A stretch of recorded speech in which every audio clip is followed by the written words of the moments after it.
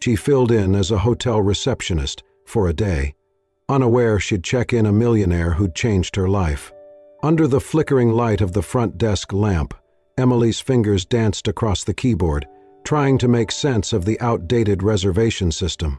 It was her first time working a hotel shift, and she was only there because her best friend Jenna had called 2 hours earlier, voice hoarse from fever, practically begging her to fill in. The hotel was small, tucked between shuttered shops and quiet alleys, but tonight's rain made everything feel more isolated. The door chimed. Emily looked up, startled. A tall man stepped in from the downpour, rain dripping from his black coat, shoulders slightly hunched, as if the weight of the weather mirrored something inside him. His dark hair clung to his forehead, and his eyes, those eyes, were lifeless, hollow, as if they had not seen light for far too long. She cleared her throat and put on her best smile. "Good evening. Do you have a reservation?" He hesitated, standing a little too long in silence. I'm not sure," he said, voice low, almost raspy. "I called earlier." She nodded and began typing. "No problem. What name should I check under?" Again that pause. He looked at her, not just at her face, but through her, like someone trying to decide whether to speak or disappear. "Graham," he said finally. "Graham Weston?" Emily entered the name and quickly found the booking. "Got it, room 204, one night, king bed, late checkout." He didn't respond. "Would you like help with anything else?" she asked, handing him the key card. Graham took the card slowly. Their fingers brushed for a split second, but he didn't flinch. Nor did he smile. "Thank you," he murmured, then turned. Halfway to the elevator, he stopped. Emily watched as he stood still, back to her, unmoving for nearly 5 seconds. Then he turned his head slightly, just enough that she saw the side of his face again. His eyes, distant and empty, met hers for a second. Then he stepped inside the elevator and was gone. She exhaled. Something about him unsettled her, not in fear but in sorrow, like watching someone drowning while still standing on dry land. An hour passed. The lobby remained quiet. Emily settled back into her chair behind the desk, idly scrolling through old magazines. Rain tapped gently on the windows, a steady rhythm that matched the ticking of the wall clock above her. Then something caught her eye. Outside, past the glass doors, barely visible through the sheets of rain, was a figure. She stood up slowly, no umbrella, no movement. Just a man sitting on the metal bench in the small balcony garden outside room 204. He wasn't smoking. He wasn't on his phone. He was just sitting, motionless, drenched, like he didn't feel the cold at all. Emily pressed closer to the glass. It was Graham. She glanced at the clock. It had been over an hour since he checked in. Still, he sat there, head bowed, shoulders sagging. She wanted to step out, to ask if he was okay, but something held her back. Not fear, intuition, an unshakable feeling that this wasn't just a man caught in the rain. This was someone trying to feel something, anything. A flash of lightning lit up the sky behind him. For a moment, his silhouette was sharp against the wet stone walls, hands clenched together like in prayer or despair. Emily's chest tightened. She turned away from the window, heart pounding, unsure why her throat felt tight. Back at the desk, she stared at the blank notepad beside the phone, and slowly, almost without thinking, she tore a piece from it. She picked up a pen. Her hand hovered for a moment, then she wrote a single sentence. She folded the note carefully. No one came into the lobby after that. The rain fell harder, and Emily sat quietly, the folded piece of paper resting in her palm, waiting for the right moment. Emily did not sleep that night, even after her shift ended, even after the manager returned and thanked her with a tired smile, even after she walked the 12 blocks home with sore feet and damp clothes. Her mind remained stuck on the man in room 204. Graham Weston. She repeated the name silently, again and again, as though it might unlock something. The way he'd stood on the balcony for over an hour, in the cold rain without flinching, it haunted her. It wasn't just sadness in his eyes. It was vacancy, a kind of stillness that whispered not peace, but surrender. as if his body remained only because no one had told it to stop breathing yet.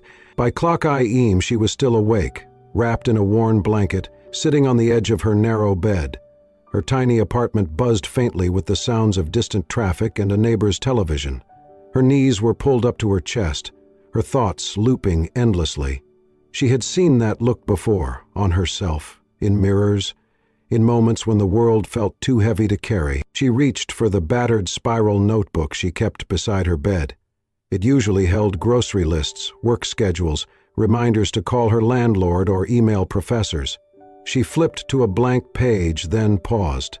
What could she say to a man she didn't know? What could she possibly write that wouldn't sound naive? She didn't overthink it. She let her hand move, her heart speaking faster than her mind. If you are still alive today, you are braver than you think. No name, no explanation. Just that. It wasn't advice. It wasn't pity. It was truth, one she needed to hear herself sometimes. Before dawn, she returned to the hotel. She told the night receptionist that she'd left her phone charger in the break room. No one questioned her. Room 204 was still occupied. A faint strip of warm light glowed from beneath the door. Emily crouched, folded the paper in half, and gently slid it under with a shaky finger. Her heart thumped in her throat. She stood for a moment, staring at the number on the door, then walked away. The next morning, she returned to her normal life. Graham was gone, checked out before sunrise. No message, no note, no trace. His room was cleared, his name crossed off the log. When Emily asked Jenna at the front desk if he'd said anything, Jenna only shrugged. Nothing. Handed me the key and walked out. Didn't even ask for a receipt. A strange feeling bloomed in Emily's chest. Not sadness, not exactly, just hollowness, like waiting for a reply that never came. She told herself she was being foolish. He was a stranger, a man she'd seen once. It was silly to expect a sign, a thank you, a smile. But still, she had hoped for something. Instead, all she got was silence. Days passed. She went back to the chaos of her life. Bookstore shifts in the morning, cafe work in the evenings, library hours squeezed between. Her bank balance dropped. Her tuition bill loomed. Her college advisor warned that without payment, her enrollment might be suspended. The pressure pressed down harder. She tried to forget room 204, but sometimes, when she was closing the cafe alone, wiping down the counters to the hum of a floor fan, she would remember the rain-soaked man on the balcony, the one with eyes like doorways to nowhere, and she wondered, not constantly, but in quiet flashes, did that note matter? Did he read it? Was he okay? She would never know. But deep down she hoped, desperately, silently, that those 12 words had held him just long enough, that maybe, just maybe, they had caught someone on the brink. 2 months had passed since that rainy night. Emily had folded the memory of Graham into a quiet corner of her mind, filed somewhere between fleeting curiosity and silent hope. Life had not slowed down. If anything, it had grown heavier. Tuition fees mounted, her cafe shifts grew longer, and the bookstore had cut back her hours due to low sales. So when she opened her email one morning and saw a message titled Employment Opportunity, Assistant to Executive Director, she assumed it was spam until she read the details. Her full name was spelled correctly. The message mentioned a personal recommendation. The sender was a major corporation in the health tech sector, Etherion, a company she had only vaguely heard of from the news. She reread the email 3 times. She had never applied for this job. A contact number was listed. She dialed it with shaking fingers, half expecting a machine to answer. "Good morning, this is Catherine from Etherion," a cheerful voice said. "Is this Miss Emily Clark?" "Yes," she stammered. "We're delighted you received our message. We'd like to invite you for an in-person meeting with our executive director regarding the assistant position." "I think there's been a mistake," Emily said. "I never applied." There was a pause. "Actually, you were referred by someone who asked to remain anonymous for now." Emily agreed to the meeting, unable to explain why, her heart thrumming with unease and something dangerously close to excitement. 3 days later, she found herself standing in front of Ethereum's gleaming headquarters, wearing her best second-hand blazer and the only heels she owned. The lobby was polished marble and glass. Every step she took echoed. She was escorted to the executive floor. "Wait here," the assistant said, gesturing to a door. Emily stepped inside. The office was flooded with light from ceiling-high windows, modern, minimal, and at the far end, behind a sleek desk of black walnut, stood a man in a tailored suit, his back turned as he looked out over the skyline. He turned, and Emily stopped breathing. It was him, Graham, but not the man from room 204. His version stood tall, shoulders squared, clean-shaven, hair neatly styled. His eyes still held depth, but now they were awake. He smiled gently. "Hello, Emily," he said. She blinked, stunned. "You? You work here?" "I run it," he replied. "Aetherion was my company from the start. I've just returned." She could barely find words. "I don't understand." Graham stepped forward, pulling something from his jacket pocket, a folded piece of paper. It was worn at the edges, water-stained but still legible, her handwriting. "If you are still alive today, you are braver than you think." "I kept it," he said softly. "I read it 3 times that morning, and then I got up, packed my bag, and checked out. Not because I felt better, but because I realized someone out there believed I might be worth saving." Emily stared at the note in his hand, her chest tightening. "I had planned," he continued, "to end everything that night. I will not lie to you. I was not in pain. I was numb. I believed nothing mattered. But that line you wrote—" He looked at her now, voice trembling just slightly. "It interrupted that silence in my mind. It was the first voice that didn't sound like judgment or shame. It was hope." Emily swallowed hard, emotions rising. I didn't know. I was scared. You looked like someone who needed to hear something real." "You were right," Graham said, "and I needed more than anything to hear that I wasn't invisible." Silence fell between them, thick and sacred. Then he said, "I asked the hotel staff for your name. I didn't want to intrude, so I waited until I had something real to offer." He motioned toward the desk. "This position is yours, if you want it, not as charity, not as repayment, but because I believe you belong in a place where your voice matters." Emily looked at him, really looked. He was still the man from that rainy night, but so much more. And somehow, so was she. Working beside Graham became the most unexpected routine of Emily's life. Each morning she entered the towering Aetherian building with a quiet resolve, and left each evening feeling like she had stepped into someone else's story. But it wasn't fantasy. It was real, and it was happening to her. Graham, now back in his full role as CEO, was nothing like the cold executives she had imagined from the outside. He was respectful, composed, but there was a warmth beneath his calm, a warmth that showed itself in small gestures. He brought her hot tea at exactly 3:00 p.m. every afternoon, chamomile, because he'd remembered her mentioning she didn't like caffeine. When it rained, he was already at the entrance with an umbrella, holding it above her head with that same quiet expression, like it was the most natural thing in the world. And every time she achieved something small, a well-organized file, a last-minute meeting arranged, he would smile and say, "Thank you, brave one." At first, she thought it was just a callback to the note, but after weeks of hearing it, the way he said it started to sound different, like a truth he genuinely believed about her. And every time she heard it, she stood a little taller. They developed a rhythm. He invited her once to a street food cart after work, a tiny vendor tucked between 2 buildings, known for the best grilled corn in the city. She laughed when he didn't know how to eat it without getting chili powder on his shirt. He laughed, too, full and real. On other evenings, they stayed behind in the company's small employee library, helping the volunteer staff reshelf books after hours. Graham never announced his presence there.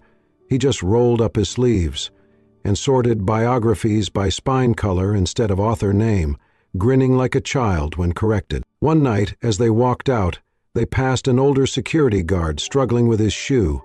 The sole had come loose, flapping awkwardly. Graham stopped without a word, knelt down, and used a spare roll of strong tape from his briefcase to bind the man's shoe tightly.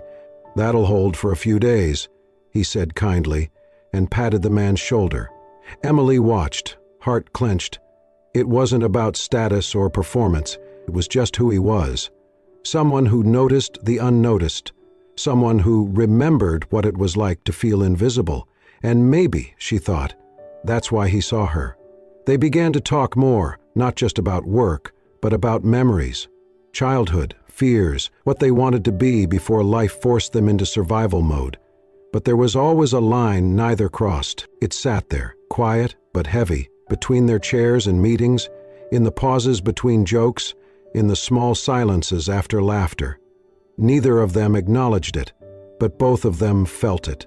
One evening, as they waited outside in the company's side garden, just a narrow green strip between buildings with 2 worn benches and a single cherry tree, Emily broke the silence. Her voice was soft. "I used to sell bottled water in movie theaters." Graham turned, brows slightly raised. "I wore a uniform, 3 sizes too big. My shoes always squeaked when I walked. I dropped a whole tray once and cried in the break room for an hour." He said nothing, waiting. She looked away, fiddling with the sleeve of her cardigan. "I never finished college," she continued. "Couldn't afford it. Most days I still don't know half the jargon people use here. I Google things when I get home. I rehearse answers before meetings." Graham's voice was low. "You are doing more than fine." She smiled, but it didn't reach her eyes.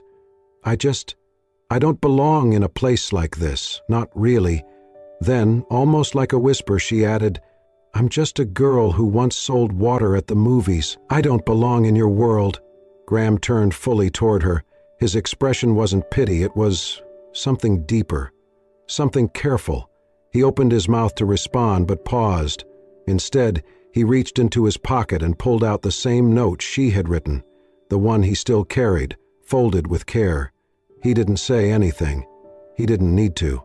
And in that moment, Emily wasn't sure if she felt comforted or more afraid of how deeply this man could see her.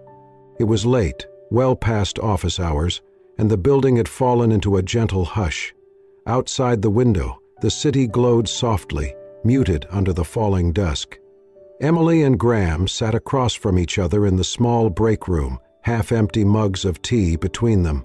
Graham looked tired, but not the kind of tired that came from long meetings or endless emails. This was a weariness born deep in the bones, the kind that settled in the soul. "I owe you a story," he said quietly, eyes fixed on the swirling tea in his cup. Emily tilted her head, listening. "You know I'm the CEO," he said, "but you don't know why I wasn't here until recently." She nodded slowly. She had always wondered about the gap. The whispers around the office, the half-finished sentences in articles she had found online. He leaned back in his chair, the lamplight catching the sharp planes of his face. 6 months ago, a device my company developed, an advanced implant for post-surgical monitoring, malfunctioned during a routine operation. The patient died on the table. Emily's breath hitched. "The failure wasn't caused by our core technology," he said. "It was a defect in a third-party component. Something we should have caught but didn't in time." He paused. The media didn't care about nuance. Headlines screamed, "Tech CEO plays God with human lives." Ethereum's gamble turns fatal. I became the face of greed, of arrogance, of reckless ambition. He swallowed. Investors fled. Our stock collapsed overnight. I stepped down to protect what little integrity the company still had. Emily sat in stunned silence. "But that wasn't the worst part," he said. His voice dropped, almost a whisper. "The brother of the man who died found me, waited outside the courthouse. He didn't scream. He just looked me in the eye and said, 'I hope you live long enough to feel the guilt I do every day.'" A long, still silence passed between them. "That night," Graham continued, "was the first time I didn't sleep at all. The guilt, it ate through me like acid. Not because I pulled the trigger, because I built the gun, and people trusted me with it." He looked down at his hands. "I started drifting, walking through days like they weren't real. I stopped taking calls. I couldn't touch a prototype without shaking. I told myself I was a disease in the shape of a man. Everything I created hurt someone. Emily's eyes burned. "And then?" he said, smiling faintly. "I checked into a small hotel. No luggage, no return ticket. I didn't plan to check out." She knew. Her heart thudded. "But under the door," he said, pulling out the now crumpled note from his wallet. "This was waiting for me." He handed it to her. She took it with shaking fingers. "If you are still alive today, you are braver than you think. I read it. I read it 10 times. I cried for the first time in weeks, and then I ordered breakfast." Graham leaned back again, voice steadier now. "That day, I decided to stop hiding. I hired independent investigators, forced open sealed reports, reran every test. It took 3 months, but the truth came out. It wasn't our tech. It wasn't my team. It was a flaw in one supplier's code, buried under 10 layers of subcontracting." Emily was silent. "I didn't sue. I didn't announce anything. I took the report to the victim's family myself. I sat with them, every week, for 2 months, until their son's name didn't taste like acid when I said it. And the company? It's recovering," he said. "Slowly. We've rebuilt most of the trust. But I came back, different. I came back knowing power isn't about vision, it's about responsibility." He looked at her now, his voice lower. "And that's when I found you again." Emily's hands trembled slightly as she placed the note down on the table. Her throat tightened, and her chest ached in a way she couldn't explain. She had walked into this job thinking she was just a helper, a lucky girl, an afterthought. But sitting across from this man, she realized something powerful. He wasn't a hero, he was a survivor, and so was she. The weeks that followed were the gentlest Emily had ever known. She and Graham worked closely on a new project, a health outreach initiative for underserved communities. It was his idea, but he always introduced it as theirs. Together, they mapped out mobile clinic routes, partnered with nonprofit organizations, and visited local centers. Every meeting, every discussion, felt like building something that mattered. And always, Graham was attentive in quiet, almost invisible ways. He would place a cup of warm water on her desk just as she sat down, without needing to ask her preference. If he noticed she was buried in emails, he would leave a small note, "Breathe." If her hands were cold in the conference room, he would slide over his mug for her to hold. Somehow, he had learned that she liked flashcards for new words. So one day, tucked between a stack of meeting folders, she found a fresh pack labeled, "Today's English, from your quiet supporter." Emily began to feel safe, but with that safety came a gnawing fear. She couldn't name it at first. It crept in between compliments and thoughtful gestures, blooming quietly in moments when no one else was watching.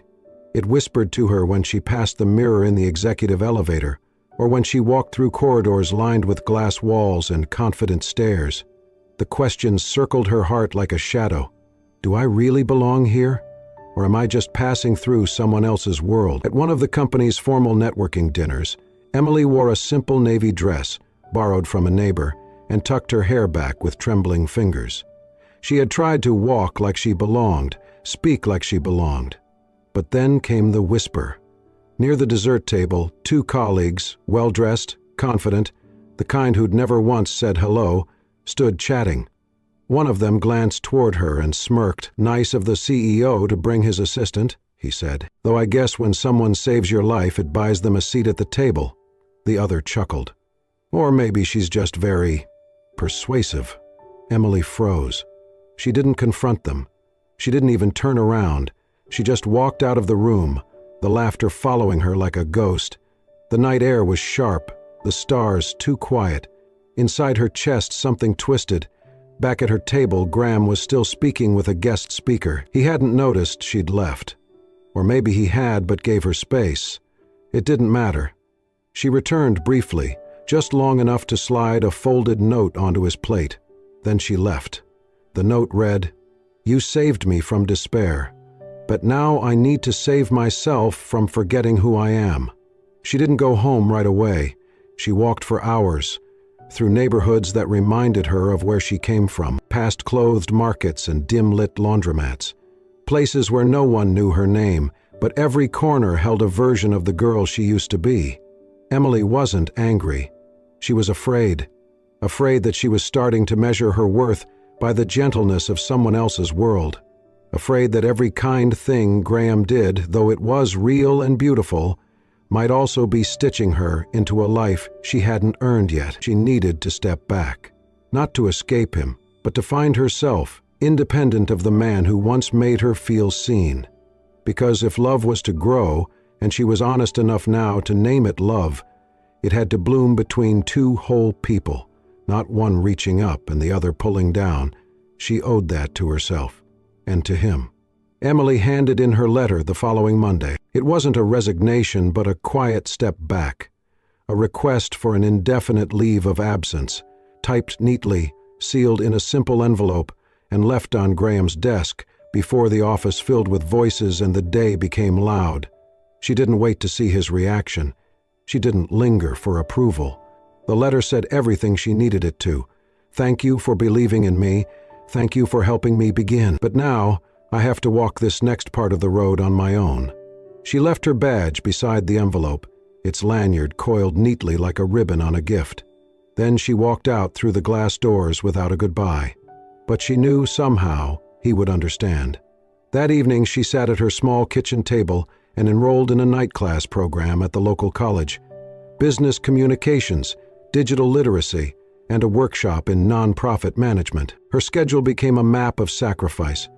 Tutoring children from 8 a.m. to noon, doing freelance data entry from home until mid-afternoon, then rushing across town to attend classes until 10 p.m. Her new apartment was modest. One room, no elevator, no balcony. But the rent was hers to pay, the furniture hers to choose, and the silence at the end of each day hers to keep. There were no gifts from Graham, no favors pulled, no hidden strings. He had offered to help, quietly, respectfully. A scholarship here, a contact there. She declined, not out of pride but purpose, because she didn't want to be built by someone else's kindness. She wanted to be whole, to come back to him not as a girl rescued, but as a woman who had rebuilt herself. He never pressed, and still, his presence lingered. They messaged, not every day, but often enough, not with declarations of longing, but with small truths. Had to do a 5-minute pitch today. I didn't faint. Tried that ramen place you mentioned. Verdict, 7/10. Needs more garlic. Found a word that means healing in progress. Will send later. It was strange. Being apart yet held. It wasn't romance, not in the traditional sense, but it was something more durable, and somewhere between exhaustion and growth, Emily realized she wasn't surviving anymore. She was living. Each rent check paid, each child she helped read a paragraph without stumbling, each night she fell asleep on her own terms. It was all a thread, weaving a life that finally felt like her own design. And still, some nights, when the city grew quiet and her textbooks were closed, she would open her journal and write. One entry, penned under the hum of midnight rain, remained her favorite. He waited at the edge of my storm, not to pull me out, just to hold the umbrella if I ever turned back. If he's still there when I find my center, then we can begin again, not from chapter 1, but from chapter 2, as two whole people who choose each other. 2 years passed. Emily stood before a packed auditorium, the lights warm on her face, the microphone gentle in her hand. Her blonde hair was pulled back into a simple twist, and she wore a navy dress that had once belonged to her mother. She didn't need a teleprompter. Her voice, once shy and uncertain, now carried clarity and quiet confidence. She had grown into her story, not just the one others told about her, but the one she had learned to tell herself. She was being honored for her work with a nonprofit organization that provided literacy programs and healthcare access for underprivileged women. The project had started with one borrowed classroom, 2 students, and a stack of donated books. Now it was a statewide network. Hundreds of women, mothers, survivors, daughters, could now write their names, understand prescriptions, ask questions without fear. As the standing ovation echoed through the hall, Emily looked out over the crowd. She saw familiar faces, students who had become volunteers, doctors who had once doubted her, now nodding with pride. And still, she felt her heart skip, not from nerves, but from something else, a sense that the moment wasn't quite complete. When the applause finally faded and the formalities ended, she stepped off the stage and into the crowd, shaking hands, hugging old friends, laughing with the women whose lives now intertwined with hers. And then she saw him, standing in the back row, away from the spotlights and cameras, dressed in quiet gray, his figure tall and composed, his hair a little longer now, a touch of silver at the temples. Graham. He hadn't reserved a seat at the front. He hadn't sent flowers or a message. He had simply come. Their eyes met across the room, and everything else, the noise, the lights, the movement, seemed to fade. Later that evening, they found themselves walking together along the riverside, the same river where, 2 years ago, Emily had walked alone on a stormy night, lost in questions. The air now was cool, tinged with the scent of coming rain. The path was quiet, the city muffled in the background. The lamplight flickered on the water like a memory returning home. "I never expected to see you today," Emily said softly. "I never stopped following your work," Graham replied, his voice calm. She turned slightly toward him, the corner of her mouth lifting. "You never said a word." "I didn't need to," he said. "You were already saying everything through what you did." They paused by a bench that overlooked the water. Emily traced the wood with her fingers, then looked at him. "Do you still have it?" she asked. Graham pulled out his wallet, careful and unhurried. He unfolded the worn, water-stained piece of paper, the same one she had slipped under his hotel room door so long ago. "If you are still alive today, you are braver than you think." Emily's breath caught in her throat. "You kept it?" "All my life," he said. "Because it gave mine back to me." He didn't propose, she didn't ask, but he reached for her hand, held it, and when he leaned forward to press a kiss to her forehead, it said everything words could not. Not a promise for forever, but a recognition of now, of two lives that had intersected, not out of luck or need, but purpose. In the weeks that followed, Graham returned to his foundation work, now mentoring young tech innovators in ethics and emotional leadership. Emily continued her outreach programs, expanding into rural health education for young mothers. They didn't move in together. They didn't need to. But sometimes, at the end of a long day, a message would appear on each other's phones. A single line. "Today I am still alive, so I guess I am still braver than I think." If this story touched your heart, reminded you of the quiet strength in kindness, or made you believe once again in second chances, then take a moment to reflect with us. Sometimes, the smallest words can save a life. Sometimes, healing does not come in grand gestures, but in shared silence, in a folded piece of paper, in the simple act of showing up. If you believe in the power of stories that heal, inspire, and remind us of what truly matters, then we invite you to become part of our journey. Subscribe to Soul-Stirring Stories for more tales of resilience, love, and hope that will stay with you long after the story ends. Thank you for watching, and remember, if you're still here, you're already braver than you think.